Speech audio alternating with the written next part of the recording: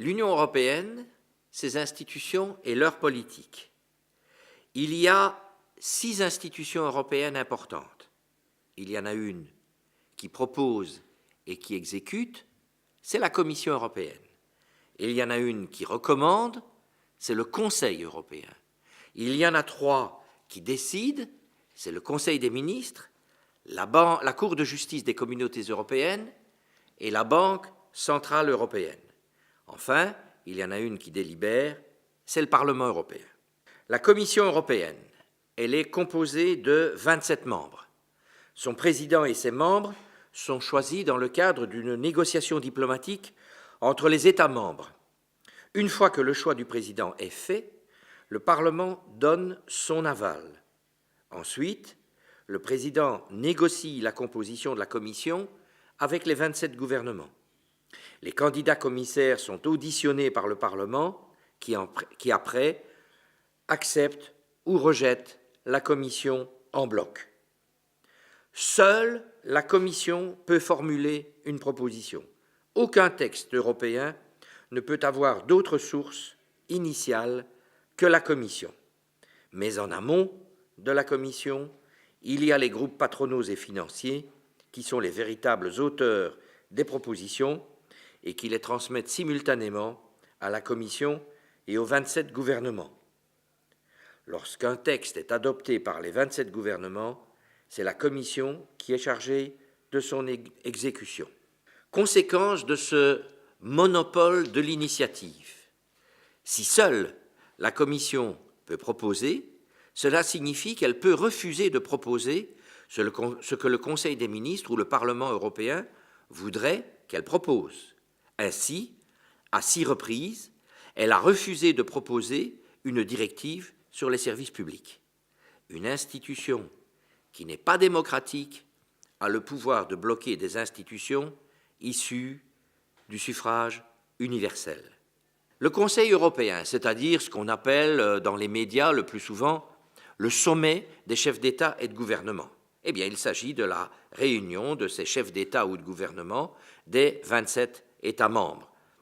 Le Conseil se réunit au moins 4 fois par an, le plus souvent au début et à la fin de chaque présidence tournante de 6 mois.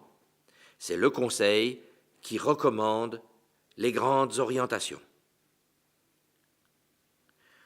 Le Conseil des ministres, il s'agit de la réunion des ministres des 27 gouvernements. Ils se réunissent par matière. Le Conseil le plus connu s'appelle Affaires générales. Il réunit les ministres des Affaires étrangères, mais on a aussi un Conseil des ministres Économie et Finances, un Conseil des ministres Agriculture, un Conseil des ministres Transport, etc., etc. C'est l'instance de décision au quotidien la plus importante de toutes les institutions européennes. Elle décide sur proposition de la Commission. L'essentiel des décisions européennes sont donc prises par les 27 gouvernements au sein de ce Conseil. La Cour de justice, son nom exact c'est Cour de justice des communautés européennes, elle est chargée de trancher des litiges et les arrêts qu'elle rend ont force exécutoire. Il est fréquent qu'elle sorte du cadre des traités et crée ainsi un droit nouveau. Au cours des deux dernières années, elle a pris 2 arrêts qui légalisent le dumping social. Elle a pris un autre arrêt qui prétend soumettre le droit de grève à la liberté d'établissement et de circulation des personnes. On peut dire que la Cour de justice est un véritable gouvernement des juges. L'essentiel des dossiers qu'elle traite sont introduits par la Commission européenne, mais elle peut aussi agir sur plainte d'une entreprise privée. Les citoyens, quant à eux, ne peuvent pas introduire de plainte devant cette Cour. La Cour n'est pas indépendante du Conseil des ministres puisque ses membres sont élus pour 6 ans par les gouvernements. Leur mandat est renouvelable. Ce renouvellement dépend donc du degré d'allégeance aux attentes des gouvernements.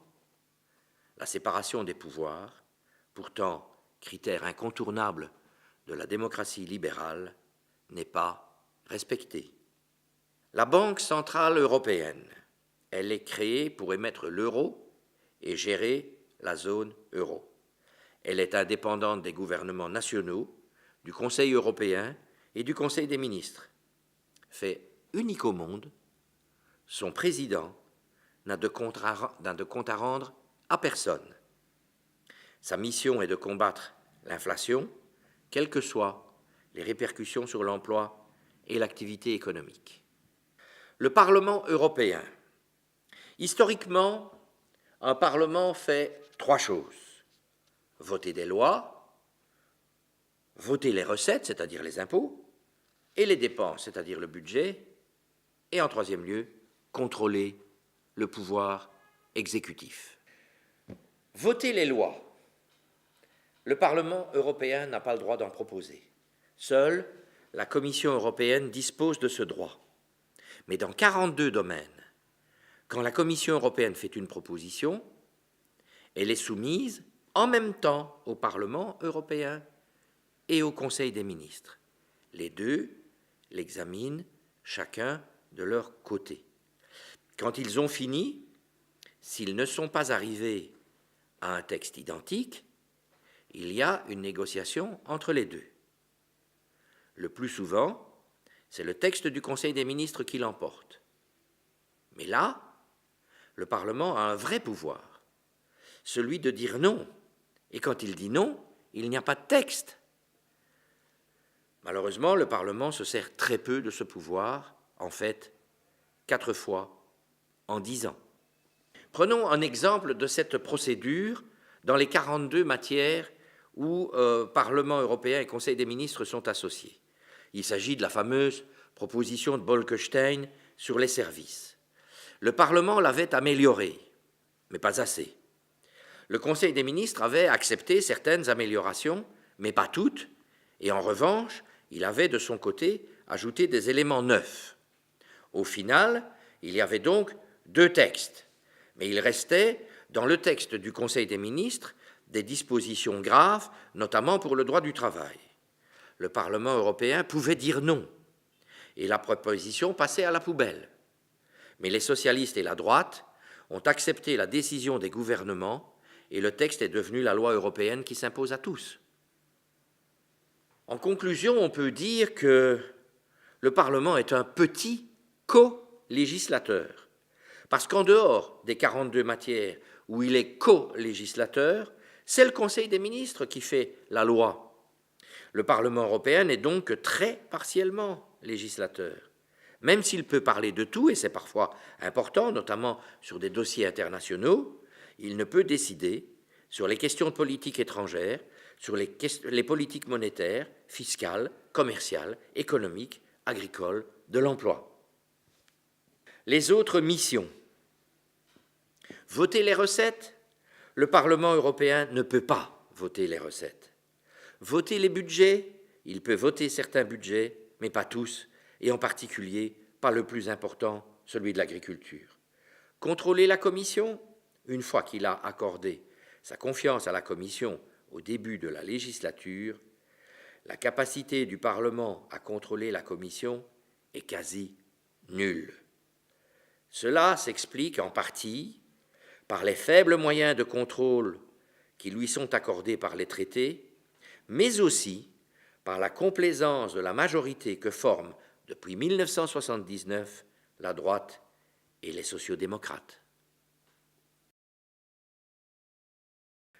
Voyons en synthèse quelles sont les politiques de l'Union européenne, les politiques de ces institutions qu'on vient de passer en revue. Pour l'essentiel, elles sont au service du capitalisme, et Pierre Bourdieu avait bien raison de dire que la construction européenne est pour l'instant une destruction sociale. L'Europe est avant tout une Europe des actionnaires. L'Union européenne a été créée pour servir les intérêts des firmes privées et des banques. Le principe fondamental de cette Europe-là est inscrit dans le traité européen, et il se formule comme ceci: la liberté d'établissement et de circulation des personnes, des biens, des capitaux et des services. Le traité fait en outre obligation d'éliminer, je cite, les obstacles à la libre circulation des capitaux.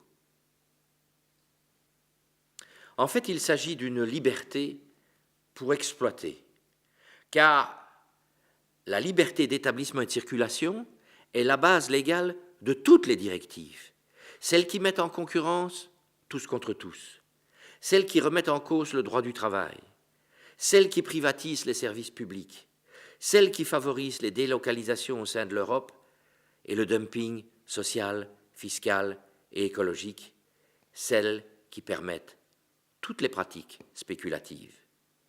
En fait, les politiques européennes se résument en un mot, libéraliser. Dans la plupart des matières, la politique de l'Union européenne consiste à libéraliser, c'est-à-dire à mettre en concurrence, libéraliser les transports, la poste, les télécommunications, l'énergie, gaz et électricité, la santé, l'éducation. Le plus souvent, libéralisation signifie privatisation ou concession au secteur privé. Un exemple, la distribution de l'eau. L'argument des partisans de la mise en concurrence, c'est qu'elle serait bénéfique pour le consommateur puisque les prix baisseraient. C'est parfois vrai, c'est presque toujours faux. La libéralisation de la distribution de l'électricité et du gaz s'est traduite partout par une augmentation. Il en va de même pour la privatisation de l'éducation, de la santé et de la distribution de l'eau.